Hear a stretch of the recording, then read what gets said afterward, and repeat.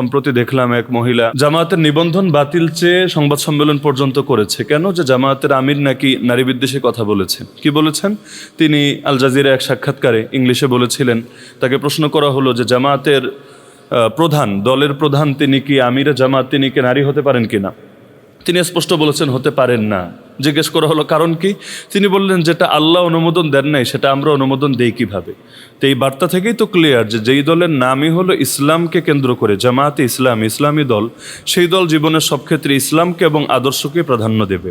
এবং সংবিধানেও তো রাষ্ট্রধর্ম ইসলাম স্বীকৃত হয়ে আছে। তো ইসলামের বিধানের বাইরে মুসলমানের জন্য তো অন্তত ব্যক্তিগত জীবনে যাওয়ার সুযোগ নেই। কিন্তু এটাকে কেন্দ্র করে, যেটাকে কেন্দ্র করে দরকার ছিল প্রশংসা করবে। কারণ চারদিক থেকে এখন অনেকে আপত্তি তুলছে যে ওনারা কেন এটা করলেন ওটা করলেন। এই যেমন সম্প্রতি ফুল দেওয়াকে কেন্দ্র করে আমরা দেখলাম যে জামায়াতে ইসলামী এতকাল ফুল দেয় নাই শহীদ মিনারে গিয়ে, এবার কেন তাদেরকে দিতে হলো? যদিও সেটা দলের নামে দেয় নাই, বিরোধী দলীয় নেতা হিসাবে তো এটা বাধ্য তিনি, হ্যাঁ দিতে বাধ্য। না দিলে আরও সমালোচনাটা বেশি হতো। কিন্তু এখন সমালোচনা করছে যে ইসলামের নাম লাগালে তাহলে এতকাল যেটার বিরোধিতা করলো সেটা কেন করতে গেল? তাহলে ওই একই ইস্যুকে কেন্দ্র করে নারী বিষয়ক বক্তব্যকেও তো প্রশংসার নজরে দেখা দরকার ছিল। কারণ আল্লাহ এবং তার রাসূলের বাইরে যাওয়ার সুযোগ মুসলমানদের কোথায়? তো যাই হোক, আলোচনা সমালোচনা থাকবে, কিন্তু আমি মনে করি এই সমালোচনাগুলোই আরও বেশি এগিয়ে দিবে ইনশাআল্লাহ। ওয়ালা ইয়াখাফুনা লাওমাতা লাইম, মুমিনের 6 গুণের একটা গণিত এটা, তারা কোনো নিন্দুকের নিন্দাকে পরোয়া করে না। আর নিন্দুকের নিন্দাকে পরোয়া করলে আবু তালেব ছাড়া পরিণতি আর ভিন্ন কিছু হয় না। এবারের নির্বাচনের সারা দেশের ফলাফল সামনে রেখে আমার কাছে যেটা মনে হয়েছে, যেই এলাকাগুলোতে বা বাংলাদেশের যে বিভাগগুলোতে ওলামায়ে কেরাম মাঠের ভেতর ইসলামের রাজনৈতিক দিকটাকেও ব্যাপকভাবে ফুটিয়ে তোলেন, আল্লাহ সার্বভৌমত্ব বিশ্বাস করা ছাড়া কেউ ইমানদারি হতে পারে না, ইসলামী জাতীয়তার বন্ধন ছাড়া মুমিনরা কখনোই পৃথিবীর বুকে সফল হতে পারে না, এই বার্তাগুলো যারা ব্যাপকভাবে তুলে ধরেন সেখানেই তুলনামূলক ফলাফল বেশি ভালো এসেছে।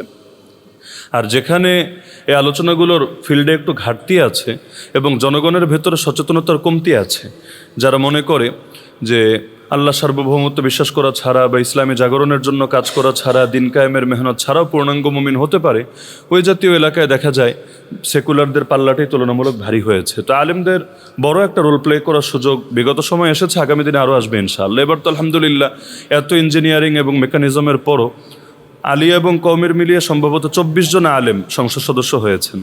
এবং গতকাল আমার ভালো লেগেছে একটা দৃশ্য, যে বাংলাদেশে অনেক মসজিদেই এই আলেমরা যারা নির্বাচিত সংসদ সদস্য জুম্মার নামাজে তারা ইমামতি করেছেন, খুতবা দিয়েছেন।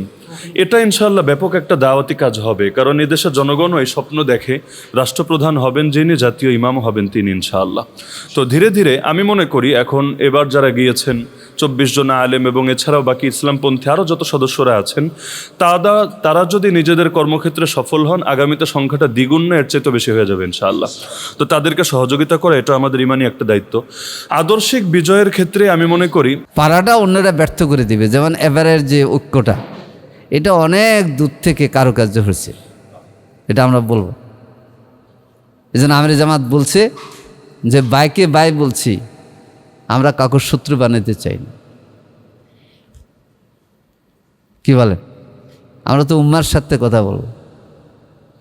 আমার থেকে তো, আমার নেতা কর্মীর থেকে উম্মার স্বার্থ বেশি আমার কাছে। কি বলেন? উম্মার জন্যে যেটা ক্ষতিকর এটা বলবো কেন?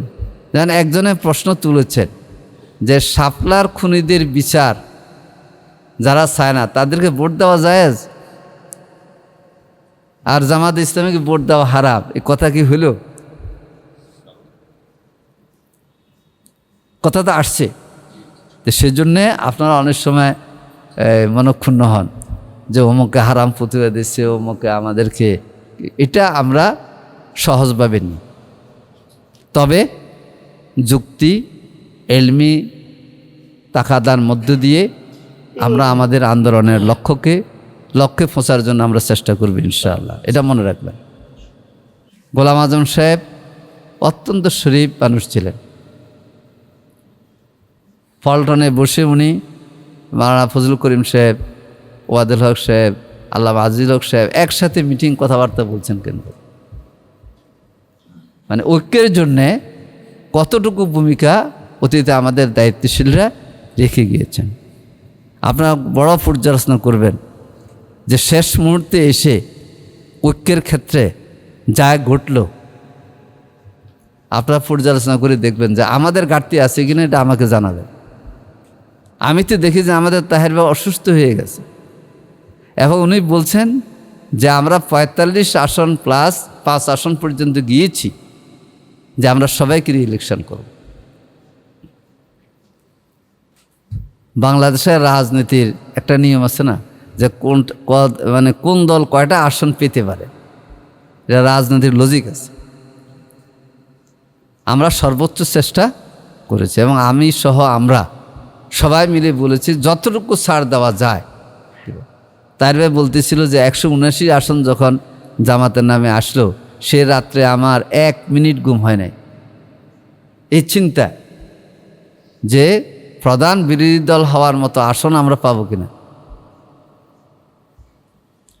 কারণ 179 রিক্সে চলে যায়, তারপরে তো ছেড়ে দিচ্ছে আমাদের 120 আসন, 121 আসন, তারপরে তো ঐক্যটা ধরে রাখা পরে সম্ভব হয় নাই। তারপরেও আল্লাহর উপর ভরসা করে আমরা ইলেকশন করেছি, কাজ করেছি। এই জন্যে ঐক্য রক্ষার ক্ষেত্রে আমাদের পক্ষ থেকে কোনো নেগেটিভ ভূমিকা যাবে এটা সংগঠন মনে করে না, এবং আপনারাও সেক্ষেত্রে সজাগ থাকবেন ইনশাআল্লাহ। তবে বিভিন্ন বিষয়ের একটু সুন্দর জবাব আপনাদের দিতে হবে, জবাব দিতে হবে। এই যে মনে করেন বলে যে মধুদিবাদ, আচ্ছা বলেন তো কতদিন, এই গত 1 বছরে আমি কবার মধুদিবাদের কথা বলছি? পরিষ্কার নিজামী ভাই বলে দিয়েছেন যে মাওলানা মদুদি আমাদের আকিদার এবং ফিকহের ইমাম নন।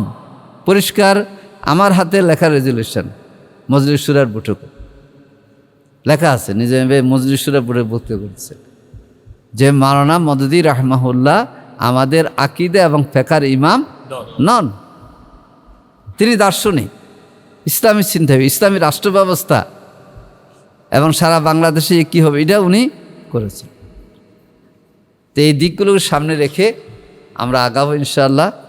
আল্লাহ তাআলা আমাদের সকলকে ঐক্যবদ্ধভাবে ভূমিকা পালনের তৌফিক দান করুন, আমাদের ভুল ত্রুটি মাফ করুন, আমাদের যাদের উপর দায়িত্ব এসেছে সে দায়িত্ব পালনে আমরা এগিয়ে যাই। সুবহানাকা আল্লাহুম্মা ওয়া বিহামদিক আশহাদু আল্লা ইলাহা ইল্লা আনতা আস্তাগফিরুকা ওয়া আতুবু ইলাইক। কারো বেশি সমালোচনাও না, কারো বেশি প্রশংসাও না, সব কিছুর মধ্যে আমাদের ভারসাম্য ঠিক রাখতে হবে। আর একটা বিষয় হচ্ছে মোমেন হিসাবে আমরা অবশ্যই যিনি প্রশংসার দাবিদার তার প্রশংসা করব।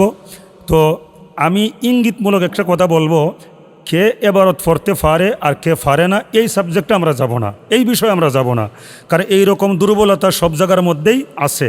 এখন আমি যদি নাম উল্লেখ করে একটা শ্রেণীকে বলি এরা এবারত পড়তে পারে না, অবশ্যই তারা খাটো হবে। তো যাদেরকে আমি খুঁটা দিব এবারত পড়তে পারে না বলে, আমি তাদের সাথে আমি দাওয়াতি কাজ করব কেমনে?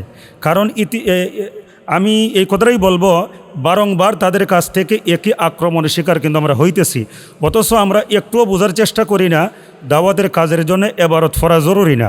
এবারত পড়া জরুরি হচ্ছে মাদ্রাসার মধ্যে ক্লাস নিবে, ওই জায়গার মধ্যে তার মধ্যে কী যোগ্যতা আছে, কিতাব পড়তে পারে কি পারে না। এখন এইগুলা মসজিদের ইমামতি, খতিবগিরি এই সমস্ত জায়গা আমরা ঢুকাইয়া আলেমদেরকে আসলে খাটো করবার জন্য বা লজ্জিত করবার জন্য একটা অপচেষ্টা মাত্র। তো আলহামদুলিল্লাহ এই মাহে রমজানুল মুবারক আমরা এই সিদ্ধান্ত নিই, বিশেষ করে আমার কওমি ভাইয়েরা যারা আছেন আমরা কত বেশি ওনাদের কাছে ঘেঁষতে পারি। ওনাদের পক্ষ থেকে বেশ কিছু জামাতের ব্যাপারে প্রশ্ন আসে। আজকে মুফতি আলী হাসান উসামা ভাইকে আমি একটা আলোচনার মাঝখানেই আমি একটা মেসেজ দিছি, মেসেজ দিয়া আমি খেয়াল করলাম উনি খেয়াল করে নাই, আমি আবার ওনাকে ডাক দিয়ে বলে দিলাম মেসেজ দিয়েছি আপনি দেখেন। তখন কী আলোচনা চলতেছিল? এই শিয়া সম্পর্কে, শিয়া মতবাদ। কারণ মাঝে মধ্যে কিছু ভাইয়েরা আমরা যারা জামাত করি আমাদেরকে শিয়া বলেও গালি দেয়, নাউজুবিল্লাহি মিন যালিক। কি আপনারা শুনছেন না? মানে বিভিন্নভাবে আমাদেরকে ঠেক দিতে দিতে মাঝে মধ্যে আমাদের শিয়াও টেক দিয়ে দেয়। তো আজকে উসামা ভাইকে আমি মেসেজ দিলাম, এখন শিয়া প্রসঙ্গে আলোচনা চলছে, গুরুত্বপূর্ণ আলোচনা, আপনি শোনেন, যদি এর মধ্যে কিছু বলার প্রয়োজন মনে করেন আপনি বলবেন। তো আলহামদুলিল্লাহ আজকে উনি যে আসছেন, যেহেতু গুরুত্বপূর্ণ একটা বিষয় ছিল, উনিও ক্লিয়ার হয়ে গেছেন যে বাংলাদেশ জামাত ইসলামীতে যারা কাজ করে, যারা কর্মী, যারা নেতা, আলহামদুলিল্লাহ আমরা সবাই আহলে সুন্নাত ওয়াল জামাতের আকীদায় বিশ্বাসী। এরপরেও ত্রুটি বিচ্যুতি সবার মধ্যেই আছে। হানাফি, শাফিঈ, মালিকি, হাম্বলি যত ইমামরা ছিলেন, যত ইমামের পন্থীরা ছিলেন, কার মধ্যে দোষ ত্রুটি কম বেশ ছিল না? সবার মধ্যেই ছিল। এখন আমরা জামাতে ইসলাম করি বিদায় আমরা একবারে দোষ ত্রুটির ঊর্ধ্বে এইরকম আমরাও মনে করি না। কেউ যদি আমাদের কাছ থেকে এটা আশা করে সেইটাও উচিত হবে না। এই জন্যে যারা সমালোচক আমি তাদেরকে বলবো, সম্মানিত ভাইরা, সমালোচনা আরেকজনের করার আগে নিজের দিকে তাকান, আপনার মধ্যে সমালোচনার কোনো কাজকর্ম আছে কিনা, অবস্থা আছে কিনা। যদি আপনার মধ্যেই সমালোচনার অবস্থা থাকে তাহলে আমার দিকে শুধু তাকায় লাভ কি? আমিও সংশোধন হই, আপনিও সংশোধন, ইনসাফ বজায় রাখি। তো যাই হোক, কথা মনে লম্বা হয়ে গেছে। আমি সর্বশেষে এই কথাই বলবো, দাওয়াতি কাজ করব আন্তরিকতার সাথে, কারণ আমি একা একা জান্নাতে যাব এইটা চিন্তা করলে হবে না। যেহেতু জান্নাত বানাইছে মোমেনদের জন্যে, আমিও ইমানদার হতে চাই, আমার আরেকজন ভাইকেও মোমেন হওয়ার জন্যে তার কাছে ইমানের দাবিগুলো, ইমানের কথাগুলো পৌঁছায় দিব, ওনাকে সাথে নিয়ে আমি জান্নাতে যেতে চাই।